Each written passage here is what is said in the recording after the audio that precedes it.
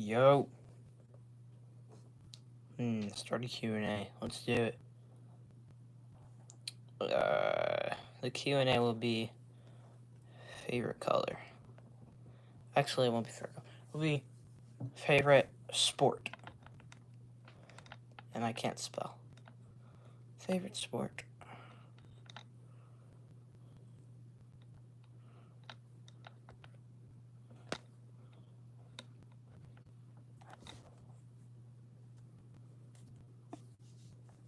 Start it. There we go. That's the Q&A right there. Favorite sport. What's up, guys? How we're doing? We're locked in. We're only gonna be doing a short stream probably until probably 30 minutes. But after this, I'm gonna record a video. We're starting a challenge where from here to the end of the summer, I'm gonna try to at least have either one stream or one long form video per week. Probably either or, but I could, if I'm really locked in, I'll do either. And then if we don't do that, we'll have a short release every day. Yo, what's up, Tech? How you doing, man? Oh my gosh, I'm so lost at fingerboarding though. I've been locked in on other stuff that fingerboarding's like it's not the main thing anymore, dude. You'll lock in.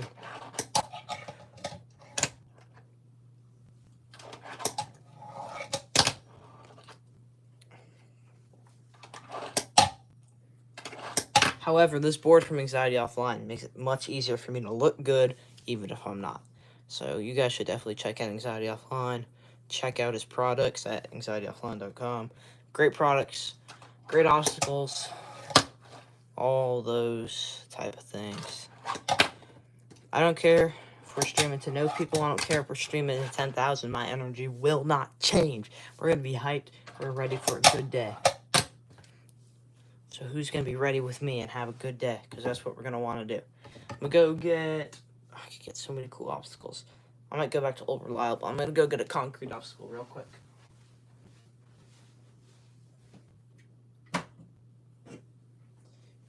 We are so locked in. We are so locked. Yo, what's up? Joshua, how are you doing, man?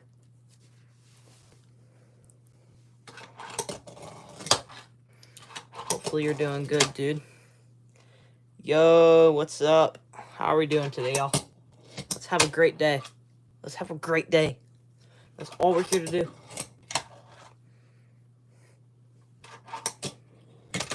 Gotta have a good day. We're gonna do everything great.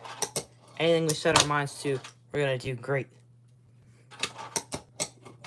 It's the goal for today, so have a great day. And I hope your day was good. And if it wasn't good, it's gonna change. We'll have good days.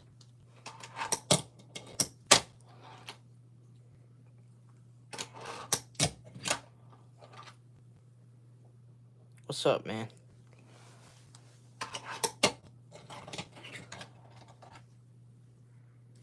Hope everyone here is having a good day. We're gonna have a great stream. It's gonna be short though. That's why we need everyone here for max amount of not only retention, but so we can say hi to as many people as we want. Try to spread a good attitude, all that type of things. And yeah. Yes, sir. We're gonna have a great day.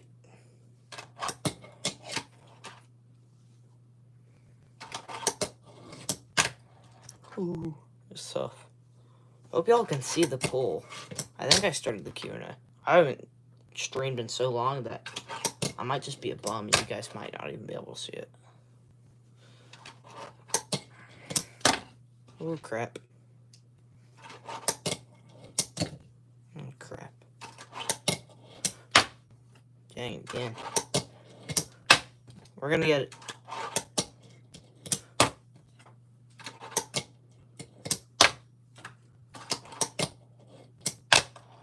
Here we go. Sure, I can't do all that with your feet. Yeah, you're right. Skateboarding is a trillion times harder than this.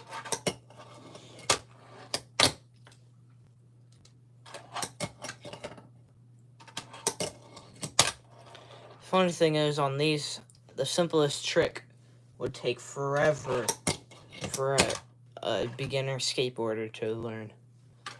Like, I'm sure even the ollie, you get this, you could probably learn this in 2 days. An ollie for someone who just got a skateboard might take them up to, like, I don't know, a month, maybe 2. If they're really struggling, maybe like even 2 months. Skateboarding's pretty hard. And it's funny because some people use fingerboards as like a thing just to like kind of understand how a skateboard works, because it's just a mini skateboard and the physics are the same, except your fingers have a lot more force to propel up than your feet. Best trick so far ever is probably the nollie heel flip, because that's really difficult because you have to have, instead of having your back finger back here, you shift them up front, and you got to use this finger, and it makes everything so much harder because middle finger is obviously going to have more force, plus when you're going back, you'll go up. Here you got to go forward to go up, and then combine that with a heel flip. So like I'm here, it's not off the obstacle too, it's flat ground. So we're here, we have less force, we pop up, flip, curl our hand over, flip, and catch. It's pretty much the undisputed hardest trick. That and the switch heel flip, which is exactly the same thing, but instead of going like here and popping, you're going backwards and popping. You gotta switch heel like that. So yeah, the nollie heel flip's probably the hardest trick I've landed. In fact, I haven't done this in so long that I probably couldn't land it consistently, because I used to be able to hit it somewhat consistently at my best, and I'm not even near my best anymore. But yeah, we'll still have the videos coming out, little YouTube shorts every now and then to kind of keep up and maybe inspire others who have these to fingerboard or try to be better than me, because I know I'm not the best, and that's alright, but friendly competition is a great thing. And we'll switch over to the school. This is pretty cool. It's got the YouTube name on it. And on the back, it's got the shortened version of it.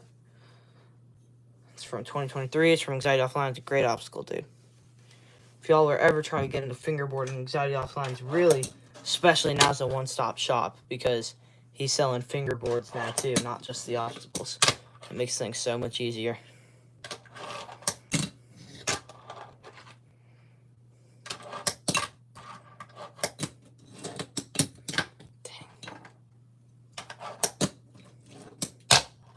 That was clean.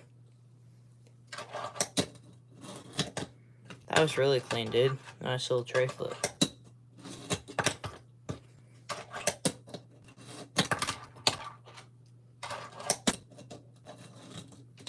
Dang. Yeah, doing the nollie flip on something as thin as this makes it difficult, because you gotta be here, pop, and flip.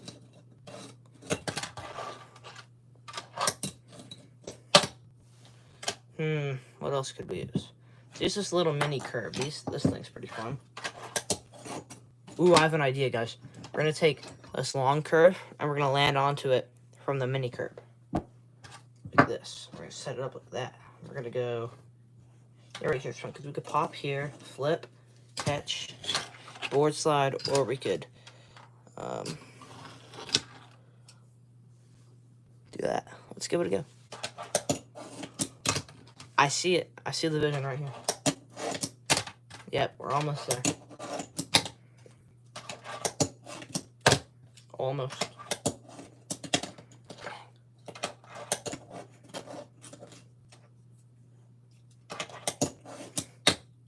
Almost. Almost. Again. Dude, we're right there.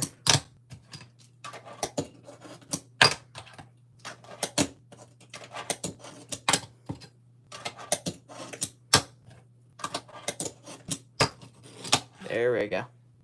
Fingerboarding is a great thing because it teaches you patience.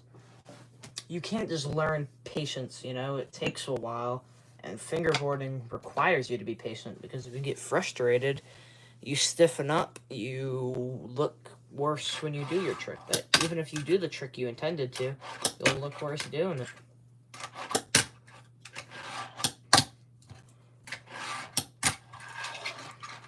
Guys, look at the board difference between the G15 classic shape, so it's going to have deeper concave. Here's the G15, so it's pretty big, pretty beefy fingerboard, especially compared to the littleness of this one. These are like two complete boards. We have like, and then this is almost like the child of this. These combined, this would be the kid, because it's got the wideness almost of that, but it's got the super low concave, so it's like a little offspring. This thing is just so smooth. The dumb one, ridiculously low concave, so like pretty hard, especially as a beginner to learn on. But when you land even something as simple as like a tray flip, it's so satisfying, dude. And if you really dial it in, it can easily become one of the best boards.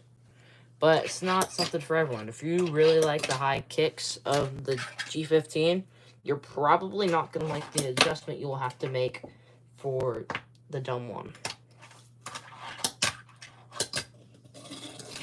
And that's another beautiful thing about fingerboarding, is that there's a board for everyone. They make boards as wide as 50 millimeters and as skinny as 26.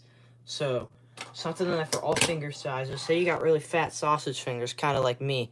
You're gonna want to, maybe a bigger board, maybe you'll want a smaller board. I don't mind. Sometimes I'll hop on the little 26 millimeter board that I have and just mess around on that thing, because this thing is tiny and it makes my fingers ginormous. But it's kind of fun to mess around with, and I can still hit a couple tricks and do things like that. So fingerboarding is amazing in that sense, and I think that's why more people should do it, because it's one of the most universal things ever. You can fingerboard on anything. You can fingerboard with anyone. You can fingerboard on with anything that like you need as an obstacle. Anything in your house could become it, whether it's flat ground or even a little. You could use literally like if you're on hardwood, maybe you could probably actually use the baseboards of your walls as an obstacle. You could fingerboard almost anywhere too, and on anything. And I think that's why it's so cool, because I bring this around places I visit, and I will find really cool spots that I had never thought could be used before, and that's really awesome. I might cut the stream a little early. I might try to get out of here by 4:30 my time, and so I might want to try to hop on the game. I'll make the YouTube short after the stream too. So I'll do the YouTube short, then I have to eat and then go to a game. But we actually got to come home before the game, which is nice, because usually we don't get to. The game's later at night, so it was nice for them to let us come home for a little bit instead of having to stay at the facility.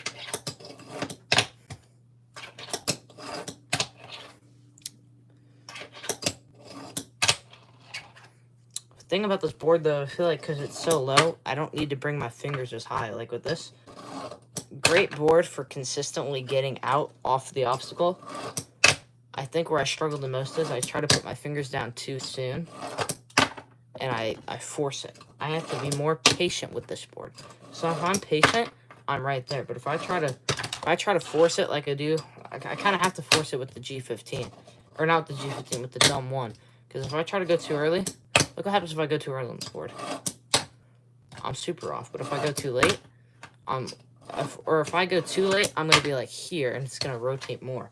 But if I'm right on time, I'll be there. It's all great timing. It's all about the proper flip and all that. Because now I'm too late on the board, and there I just got it. Whereas with like the dumb one, this type of shape, super low kicks, very realistic board to how real skateboards are shaped, especially. This one I think is the most realistic shape, but I'd say this one's second realistic. You come here, I'm having to force everything coming off. And some people like that. They like having complete control of just here. Because if you're too late by even an instance, look, what happens if I'm too late? The board's not going to flip the way I want, or I'm going to land. And with the dumb one especially, I think you get more forgiveness if you're late. Because of how low it is to the ground. If I flip like this, it'll land, but sometimes it won't. because you need to be the fourth. This one, I think even if you're not near it, you get more forgiveness. So all you have to do is smack your fingers down. Do you see what I'm talking about? All you have to do is smack your fingers down, and you'll be right here. So you're right here like this. Boom. And I think it lands first. Like I'm here, it's like... Where with this one, if I do that, I'm gonna land weird. But this is still the #1 board, to be honest. It's really a toss-up depending on how I'm feeling between the dumb one and the anxiety offline board. And then the G15 is a nice one to just mess around with every now and then. Well, yeah, guys, I'm gonna go record that YouTube short and I'll be out of here, but appreciate you guys sticking in with me. See y'all later.